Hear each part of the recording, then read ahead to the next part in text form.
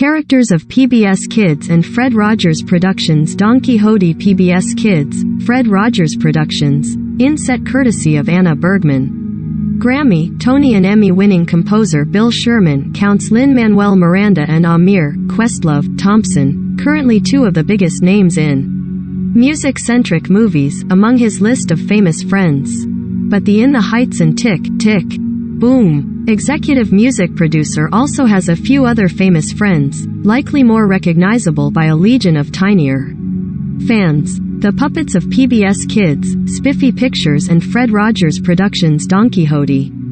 A series for children ages 3 to 5, Don Quixote features reimagined characters from the make-believe neighborhood of Mr. Rogers' neighborhood and stars Don Quixote, the granddaughter of Grampy Hody, the original Mr. Rogers. Don Quixote. The series seeks to help children navigate the frustrations and challenges of childhood, dream big and persevere in the face of failure. The music director of Sesame Street, The Electric Company and Nature Cat, Sherman is behind the PBS Kids series reimaginings of classic Rogers tunes. Like, Today is New, I Like to Take My Time, and I'm Proud of You. For an upcoming March 18th episode, entitled, Swoop a Rhino, he stuck close to the original arrangement for a new track, You've Got to Do It, an exclusive clip of which can be listened to below. The song will also be featured in full on the show's debut music album, Here Comes Don Quixote. Slated for release by Warner Music Group's Arts Music division on April 8th, the album is currently available for pre-save and can be pre-ordered starting March 18th. Produced by Sherman, it features 16 tracks, including the series theme song and a total of 3 original Fred Rogers songs from Mr. Rogers' Neighborhood, with new compositions and arrangements by Sherman. Spiffy Pictures co-founders Adam Rudman and David Rudman penned the lyrics to several songs, with numbers performed by the cast of the series. There is so much to love about these songs and so much love in them. Not only do they encourage kids to be persistent, curious and creative, but they sound amazing and are full of joy. Andrea Craig, Senior VP of Warner Music Group's Arts Music Division, said in a statement about the album, Don Quixote. Songs are really for all of us who try every day to do hard things. Ahead of the album's release, The Hollywood Reporter spoke to Sherman, who is also a member of Freestyle Love Supreme, about reimagining Fred Rogers' compositions. Producing an album during COVID-19 and why children's show music is so easy to remember. What about Fred Rogers' music is special for you as a composer and how do you interpret it for your compositions? With a lot of children's music, but specifically with Fred Rogers, there's a complexity to it that makes it simple. I think that Sesame Street does that and Mr. Rogers does that harmonically speaking. They're very sophisticated. They're like jazz tunes with lots of chords and moving things, but then when he sings them, it sounds like he's speaking. The way Mr. Rogers spoke was melodic in its own sense. I never got to ask him, but I feel like he's translated that into his music. It was how he communicated with people, whether it was speaking or singing. It all just came out perfectly and magically. Interpreting that is interesting because these songs are all in what I'll call the Mr. Rogers genre. I had a lot of leeway to do whatever I wanted and explore a number of other genres. Put it in today's world, put it in a different time period or put it somewhere else. That was truly exciting to me. As fun as it is to compose itself, rearranging other people's music has its own challenge because you want to make sure that you don't offend them with your own tastes. But then you want to make sure the song goes somewhere else too and does something else. How is your work on the spin-off Don Quixote similar and different from what viewers heard in the original Mr. Rogers' Neighborhood tunes? The original Don Quixote was an extension of what Mr. Rogers' Neighborhood was and how that works sonically, which is all those songs like, Would You Be My Neighbor? The fun thing about the new version is it gives you carte blanche to go wherever.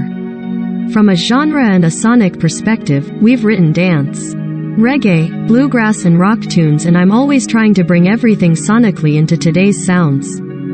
I feel responsible for and what I feel is fun is emulating today's music in children's music. That's the language that we're speaking in now and that's the way children are hearing now. When I hire people to Write for me. I'm always like, don't feel like you're writing for kids. Just write a song that you would enjoy playing or hearing on the radio. The other note I always give is catchy. So it's like an earworm. Usually in songs, the chorus is the earworm, but I always feel like with children's tunes, because you only have a certain amount of time, you make everything a hook.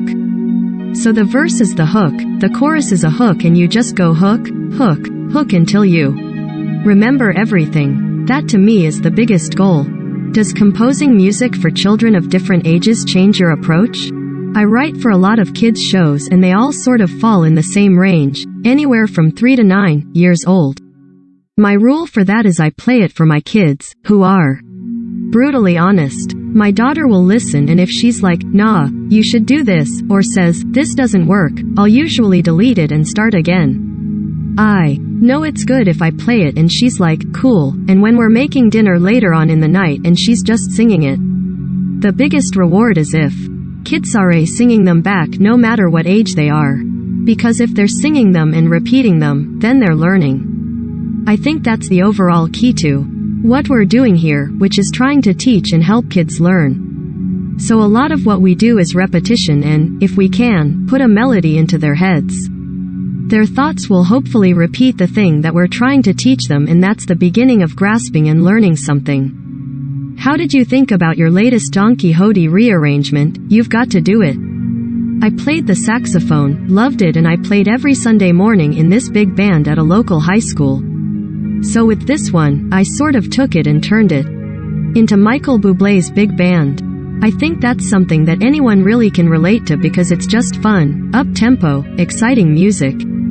On this one, I took Fred's melody and chords and juxtaposed it onto like a big band thing and his chords. Rearranging to me is like moving parts around, switching everything together and coming out with something new. That's what I did. I took his melody and his chords and my concept and squished them into one. What was the experience of an approach to producing Here Comes Don Quixote? The idea was just to put out the best songs we had, and I think ones that gave a good picture of what the whole show is about. So there are songs about empowerment and about learning. There's the theme song. Then once we know what the pieces were, we went back and re-recorded some of the instruments, some of it's done on computers and some of it live. I wanted it to feel live and organic for this because Don Quixote, in essence, is a very organic show. Everything that is happening is on a set. It's real, except that it's a puppet, but everything is being created.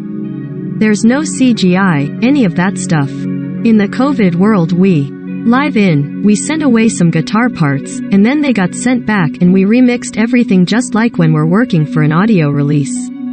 It's definitely different than for a show, where there are sound effects thrown in and usually the vocals are really loud because it's on a TV. But Tyler Hartman remixed everything and we remastered it for audio release. It was a really fun process to revisit those songs and turn up the heat a little bit on them and take Taminto a different ready for audio release level. Out of all the Fred Rogers rearrangements that you've done, what has been your favorite to do so far? I would say the one that we're releasing right now. That one feels the most Fred Rogers of them all, and the one I think I'm probably most proud. There's this great jazz piano player in the city. His name's Andy Ezrin. We sent the tune to him and we're like, hey, can you take a solo over this and make it sound like a jazz thing? So he did. Fred was a great jazz piano player too, so that homage to him felt right.